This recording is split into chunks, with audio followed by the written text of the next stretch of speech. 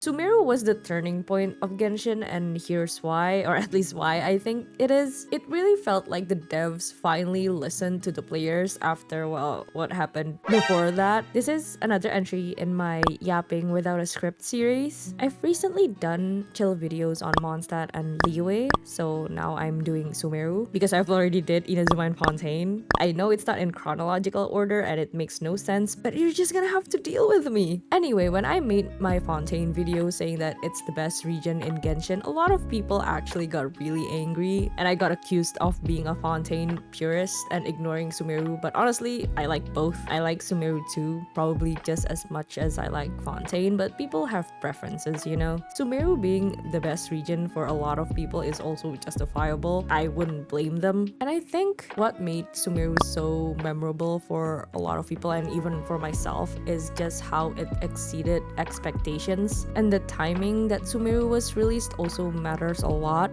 Speaking from personal experience, I played Genshin when it came out, so I experienced each region's archon quest as they were released. Mondstadt and Liyue were great as introductory regions. I had really no complaints back then. I was just having fun. But I feel like everyone's expectations for Inazuma were like sky high. It was the region that was gonna be based on Japan. It had the first female archon that's based off of Raiden Mei. It was a huge deal and it was pretty hype. But then it fell short. You know the story, the rushed archon quest, the weird portrayal of A, etc. So personally for me, I was excited for Sumeru, but I wasn't really expecting anything after Inazuma. I had heard that the Sumeru archon quest was going to be 5 acts instead of 3, so I didn't know it was gonna be at least longer and we were gonna have more time. And while playing through the archon quest, I was pretty hooked the entire time. I know some people felt like the first 2 acts of Sumeru as incredibly slow, like Act 2 because of the Sub-Zero's festival and the time loop thing, but I really didn't feel that way personally. It just felt like a good build-up to something, and there were some off-putting moments. I remember specifically that one scene with the vendor. I don't remember exactly what it is, but it was so creepy. I'm gonna try to find the footage. It was about like dices or something. You had to pick a dice. Anyway, it was just very off-putting in a game like Genshin, especially at the time. I think the creepiest thing we've gotten at that point was the upside down statue. But anyway, at the time, I think Genshin just had a lighter tone, if you know what I mean. So I didn't really mind the slower pace of Sumeru's archon quest, especially since it gave us a lot of time to get to know the characters. The Sumeru cast is probably the heart of the region itself. As much as I love Rina and the cast of Fontaine, and don't get me wrong, the cast of Fontaine had really good characters like Navia, but Sumeru as a cast just feels complete. I'm making comparisons, but I swear I like them both. I feel like while the cast of Fontaine had great individual narratives, I think Sumeru as a group was more cohesive, if that makes sense. Now what I mean by that is just how they feel like they're actual people who know each other in some way. People in Sumeru know of Cyno because of his position in the academia, but most people don't really know him as a person like the same way Kale and Thiknari did because they're friends. It's like the difference yet vital detail in character dynamics that I feel like makes a lot of difference and makes the cast of Sumeru feel a lot more real. And not to discredit any other region, I just personally feel like it's the most visible in Sumeru. And it also helps that in the beginning of the story, like in the beginning of the Archon quest, they were all pretty much doing their own thing. All of their journeys and plot lines eventually converged into one in the Archon quest, but they were pretty much just doing their own thing. It felt like each of the characters have purpose, like their own purpose. So I'm gonna try to talk about each of the 5 stars, and if I missed some, I'm sorry. I don't have a script. I'm just going off of memory here. The first one I'm gonna talk about is Thiknari because he's the first one that we meet. I distinctly remember people clowning on Thiknari's design when he was revealed, but honestly, bro, I never really had any problems with his design. I was pretty indifferent to it actually, but I did like his personality right off the bat. He's very stern and can be quite sassy, but I like how he's not overly friendly towards the traveler as well. It genuinely feels like he's just a dude trying to go about his day, but is also empathetic enough to help out whoever is in need, as evident in his relationship with Kale and also how he helps out the traveler. Thiknari and Kale have a student-apprentice dynamic, and Kale herself is a fascinating character. She was an OG character in the Genshin webtoon. If you've read it, you would know that Kale escaped the clutches of Dottore, and she found herself in Mondstadt and was later rescued by Cyno, who put her under Tignari's care because she's suffering from Elazar. And Tignari has taken care of Kale in the best way that he can. He cares for her health greatly, but it also seems like he doesn't coddle her since he's letting her train as a ranger despite her illness. Tignari feels like a stern and strict yet very caring parent. Like everything he does, his lectures, comes from a place of caring and love for Kale. Another thing about Tignari that I like is how he's mostly responsible for kicking off the events of the Archon quest. He's the one who mentioned to the traveler about the shady things going on in the academia, I believe. And not only that, we as players also got to see the academia acting shady through him. Remember that scene where the academia people approached Tignari and he was just like, no thanks? Tignari and Kale are also the first link to Cyno that we have. Cyno is obviously someone who's going to be a major part of the story later on. It's even revealed later on that it was Tignari who planted the seed of the academia's corruption in Cyno's head. And I really like the way that they handled this because Cyno's actions in the story was largely influenced by this one conversation that he had with Tignari. And I believe this is a great way to show like cohesion in a story. It's good practice in my opinion because the characters actually influence each other. Tignari was suspicious because he got like proof that something was off with his teacher master at the academia, and that is what started all of this. It was only after Tignari was suspicious himself that he went to Cyno, and then it planted that seed in Cyno's head. It feels like a believable interaction rather than just Tignari suddenly having this epiphany of, oh, the academia is super corrupt. That sequence of events and how it was executed is actually pretty believable for me. Characters acting completely independently without affecting one another in a story is what makes it feel like they're props in a dollhouse instead of believable human characters, and that's why I like this detail so much. Now, Cyno himself is also what I feel like an interesting character. I definitely like him. He's one of my favorites. He's actually the first face of Sumeru that we got in the game, I believe, alongside Kale, of course, but I remember people were already excited for his release because of the webtoon and also his appearance in the trailer. And I like that he's really serious in the Archon quest, and yet in events we get to see a very different side of him. I think I remember a lot of people being thrown off by his voice lines versus how he was acting in the Archon quest, and I actually like the contrast between his work mode and his like more chill mode. It's actually believable for the General Mahamatra to be super serious while doing his job. It makes him feel like a real person who is serious while doing a job and can be more laid back in settings with friends and more chill in general. Cyno would have felt like a caricature if he had just cracked jokes in the middle of something so serious, and it will also make him feel very one-dimensional if he's just serious all the time. So I like that he's kind of in the middle. Like he can be weird sometimes, like he can be really nerdy, but I also like that he can be super serious and people are scared of him. I actually complained about the lack of backstory for Cyno back in the day. I even have a video about it. Obviously that's not relevant anymore since he has a second story quest, and also with Seto's release there's just a lot more lore about him. But when Sumeru released,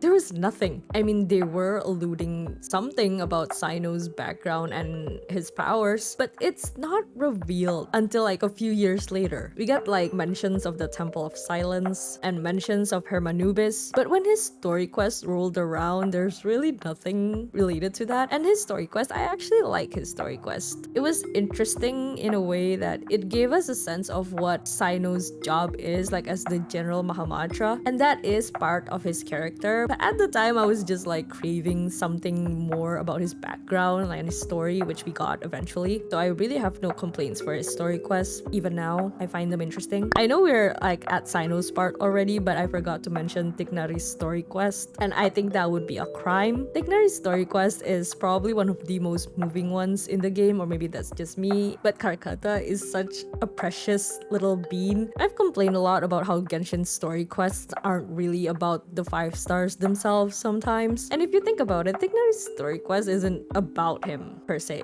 But I think it's one of those rare exceptions where the story and emotional beats are strong enough that you can kind of ignore that the story quest isn't about the character themselves. I mean, it does show even when it's not about him. I think it still works because even though he's not like the central focus of the story itself still does something for him as a character, and that is to emphasize his personality. We get most of his sassy comments in that story quest. It emphasized on his kindness and empathy, even towards something that's not human, even though it's sentient, but Karkata is not human. We also learned glimpses of what he was like in the academia and how he's very well respected as a scholar. And that's why I think his story quest works while some others fell short. And it's because it adds something for him as a character. Another character that we meet fairly early on is Dihya. And you guys don't understand how much I love Dihya as a character. Like, I was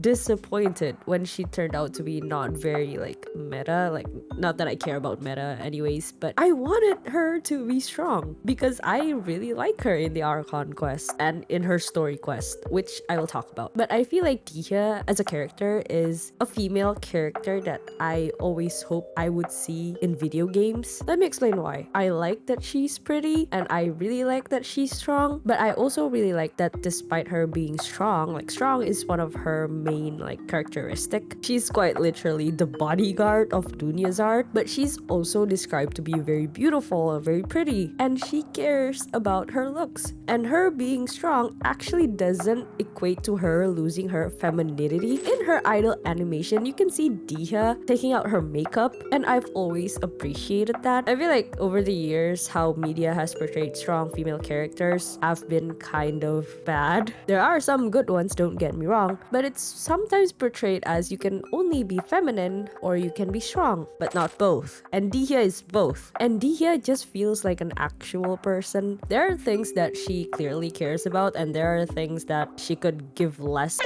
about, and I like that. She's also very blunt and direct and very friendly towards the traveler, but I never felt like she was overly friendly. She treats the traveler like an acquaintance, and then once the traveler slowly earns her trust, she treats them like a friend. She's also fiercely loyal to Dunyazard and her story quest. Her story quest is actually still one of my favorites to this day. That story quest actually added so much backstory to Dihya that we otherwise wouldn't have gotten in the Archon quest because there's just no time. It's been a while since I've played that story quest, but I distinctly remember that it explored the very complicated relationship that Dihya has with her father, and I really like that. And I think exploring a complicated relationship dynamic of a character adds so much layers to them, because who doesn't have a complicated relationship with a parent? Come on, let's be real. So seeing a character struggling with the types of emotions that we probably feel or have felt in our lives is what makes them relatable. So yeah, I really like Dihya. Another female character that I like is actually Nilou. I detest her story quest, but I like Nilou as a character. Sumeru is a very like academically driven society. Academics is considered more valuable than the arts in Sumeru. If you are in Asia just like me, I feel like that would be very relatable. And Nilou is someone who values art. She values performing art. And despite me disliking her story quest, I mostly just don't like how it's about an NPC. If that story quest's plot is given to Nilou, like Nilou is the one struggling to pursue her dream in performing arts and fighting off the academia, which she already does in the Archon quest. But anyway, if it was Nilou in the center of that story quest, I would have been fine with it. I just didn't understand why it had to be an NPC. Tangent aside, I really like that we have a character that is the embodiment of the art kid in a region full of like academics, and I especially love the role that she plays in the Archon quest. I mean, she's not in the center of the Archon quest, but she has one very defining moment, and that is the moment where she performs in front of the academia to distract the guards while Al-Haytham and the traveler and everyone else carries out their plan. This plan literally would not have worked without Nilou. So let's give this girl some credit. Her dancing was so mesmerizing to the scholars because they probably haven't seen art in a very long time, and seeing their reactions, like having their eyes open to this whole new world, was really satisfying to see, and I love that Nilou is the character to do it. So despite Nilou not being strong, like the same kind of strong as Dihya, she also has her strengths, and that is why I really like her. I just mentioned Al-Haytham a little bit. So another major character in the Sumeru Archon quest is obviously Al-Haytham. Al-Haytham is a bit weird because I actually really like Al-Haytham Alhaitham because, not gonna lie, when I first saw him, I thought he was going to be like this pragmatic genius that's there because he has underlying intentions or motives. But my guy just wants to do his job properly in peace and live out his 9 to 5. And I find that so relatable. Like, he just wants a peaceful life, and he ended up as one of the people who saved the nation's archon, which is incredible if you think about it. Like, this man has no ambition, and yet he was able to basically overthrow the corrupt academia alongside the others. I feel like it's a very fun twist on the stoic character trope. Like, he barely shows any emotions, but the fact that he's just a regular guy trying to go about his day is what makes him interesting as a character. Okay, so the next 5-star character that I haven't mentioned is the archon herself, Nahida. Nahida is a pretty straightforward archon in my opinion. Rescuing Nahida was the main plot of Sumeru, and at the start of the archon quest, like, she had no confidence in herself, and understandably so, because why would she have any confidence as an archon when she was like put in a cage as soon as she was born? Her people, or at least the academia, wanted to erase her so much that they just caged her for 500 years. And even despite that, Nahida was never vindictive towards her people. In fact, she was there for her people, and especially so for the ones who actually believed in her, like Dunyazard. And I think that speaks volume to what her character is really like. She's very benevolent, she's very kind, and she's very wise. Very fitting to be the archon of wisdom. She's also the youngest archon, I believe. And what I appreciate about Sumeru, like in its entirety, not just the archon quest, is how we got to see Nahida's development as an archon and as a character. In the archon quest, Nahida is, as I said, basically trapped, and then her own people, with the help of the traveler, finally freed her from the academia. And throughout the years, like in events and her story quest, we get to see her slowly gaining confidence as an archon and also in herself.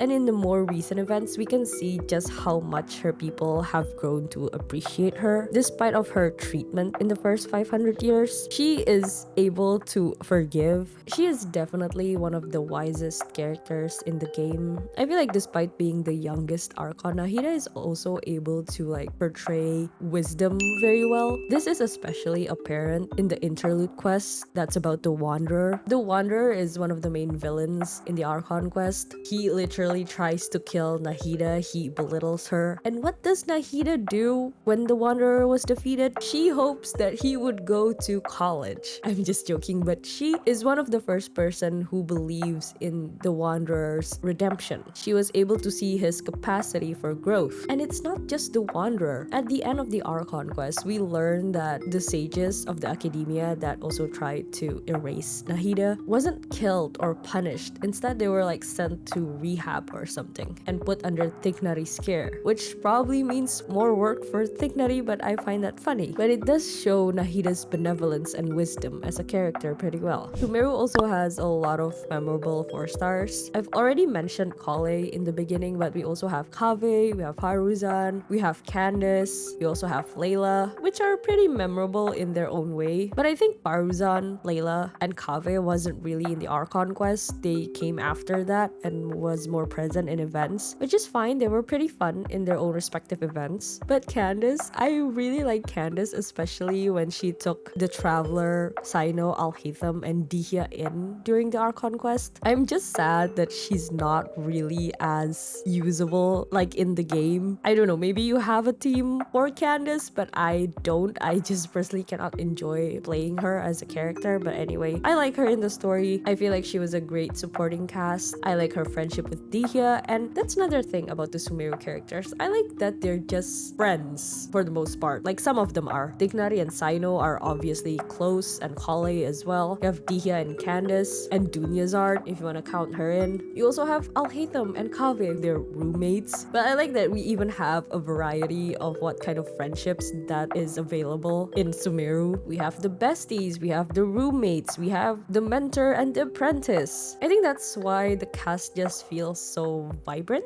in comparison to some of the other casts, at least in my opinion. Okay, now that we're done talking about the characters, I want to talk about the archon quest. And again, I actually really like the archon quest. I do think that the start is pretty slow, but I personally don't mind it at all. Like I said, it was pretty entertaining. But the one thing that I definitely appreciate from the beginning is that there was one clear goal, and that is to expose the corrupt academia and also save Nahida. And I think it was very smart of the writers of the story to like slowly add in the cast into the story. Like, you don't just start off with this fixed cast of characters who are determined to save the archon, but instead you have like people coming in together with different goals. Like I mentioned, Al-Hitham is literally just there to do his job, and then there's Sino who wants to expose the corruption of the academia, and there are people who genuinely want to save Lesser Lord Kusanali or Nahida. They're fighting for one common cause, but the reasons that brought them there are very different. The fact that the Sumeru Archon quest had 5 acts was also enough time to develop the core characters of the Archon quest. We got to spend time with Dihya, and then with Sino, and then Al-Haytham, and even Nilu a little bit. So during the climax of the story, when they were executing Al-Haytham's plan to save Nahida, it really felt like this group of people, like the people of Sumeru, is actually coming together, and it doesn't really feel forced because you know why they're there. The Archon quest has already established that. I also really like that the main antagonist of Sumeru is Scaramouche. Well, the Academia and Scaramouche, and also the Torate, but mainly Scaramouche. I feel like having a character who's always wanted to be an Archon because he felt like the Gnosis belonged to him because he was also created by an Archon to hold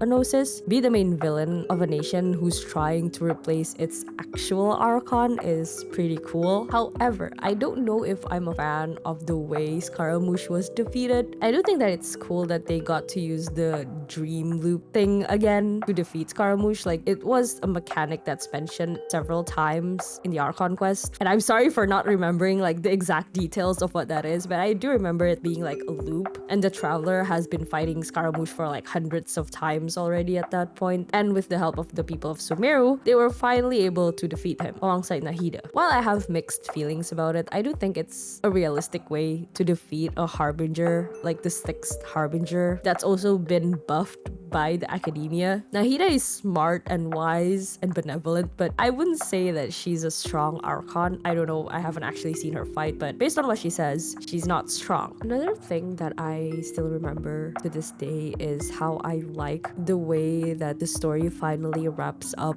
the link between Rukkhadevata and Kusanali, which is Nahida. The whole time that we were in Sumeru, we were always told that there was this greater Lord Rukkhadevata who ruled 500 years ago, and then she died in the cataclysm. And there was also Kusanali, who was born right after her death. And the people of Sumeru never moved on from Rukkhadevata. So seeing Rukkhadevata finally like passing the torch to Nahida in such an emotional way was, I think, a very good payoff to the story, like to the central theme of the story, if that makes sense. And then she went to delete herself from Irminsul, which was very emotional, and then we learned that she also essentially wiped herself from the game. After completing the game, I distinctly remember that description of some items changed. Rukkhadevata was just like gone from the game. She doesn't exist anymore. She's done so much for the people of Sumeru, and yet no one can remember her except the Traveler, of course. Oh, one more thing about the Archon quest that I really appreciate from Sumeru is how they use NPCs. Dunyazart as an NPC, like, she is an important character. She is how we got linked to Nahida and to Dihya. She's a very sympathetic character. She's ill, and she actually kind of works. I feel like she as an NPC doesn't really steal any screen time from the Sumeru characters, and I think that's what made her work. She was there, she introduced Kusanali, and then her disease, Elazar, which we already knew from Ale, but it's expanded more with Dunyazart, and then she introduced Dihya. She's there in the beginning, and then she mostly fades into the background until she comes back into the story as she was kind of dying. And because she was already set up to be a sympathetic character, we do sympathize for her, and there's no resentment towards her the same way I felt resentment towards Teppei. If you've watched my Inazuma videos, you would know I do not like Teppei at all. I despise him. Okay, despise is a bit of a strong emotion. I just don't like the fact that he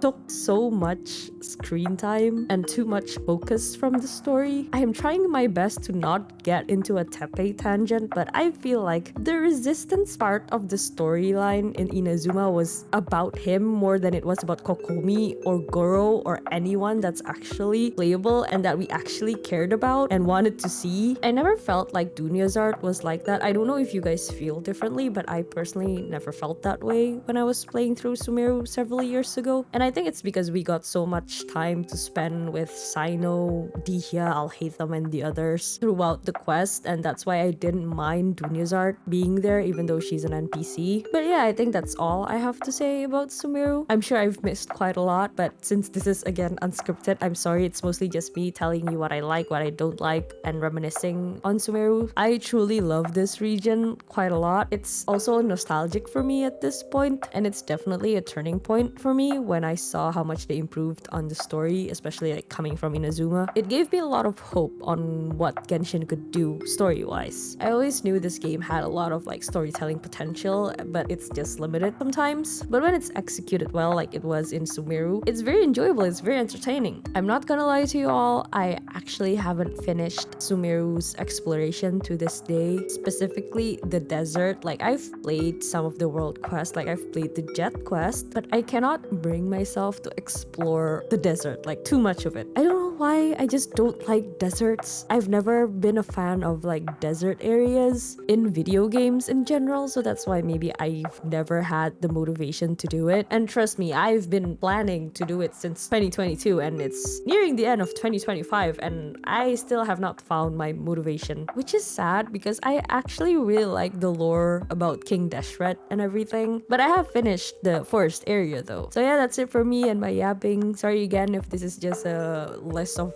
what I like, what I don't like. I just felt like talking about Sumeru, so here you go. I hope everyone's safe and healthy and happy, and I'll see you guys in the next one. Don't forget to subscribe if you want. If not, that's okay, but might as well, you know, since you're here. And I'll see you in the next one. Bye bye.